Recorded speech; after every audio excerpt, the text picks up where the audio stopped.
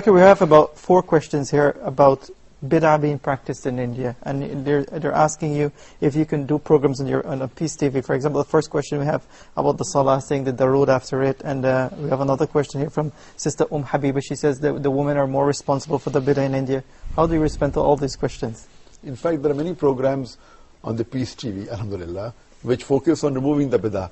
And you know, there are thousands and hundreds of thousands of bid'ah throughout the world. And every culture has their own set of bid'ah. And India not being unlike, they have many bid'ahs. Anything which is against the Quran and the Sahih Hadith, which people think it's part of the deen, it's a duty to tell them that this is not our deen. And this comes because of the culture. What we realize that Indians, most of us initially, we were Hindus. We don't have Arab blood in us. Maybe a few, but the majority of us, we are coming from a background which were Hindus. Maybe of grandfather, great-great-grandfather. So many of the practices of our great-great-grandfather's religion do creep into us. So though we do become Muslims, there are some of the practices which creep into us, and we substitute that. That's how we find these various bid'ah. So it's our duty to point out that this is not part of Islam. It is an innovation that came later on.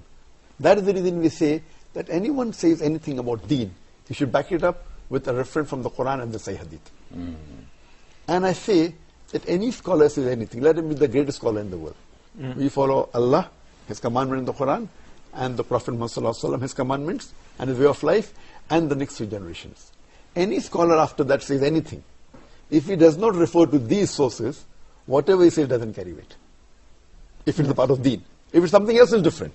We're talking about Mamla, talking about science, technology is different. But if it's talking about the deen, about the ibadah, it should be backed up from proof from the Quran and the Sahih Hadith. Worship. So unfortunately, the easiest way to remove it, any scholar says anything, let him be the most famous. Therefore I say, what Zakir Naik says in Islam is 0.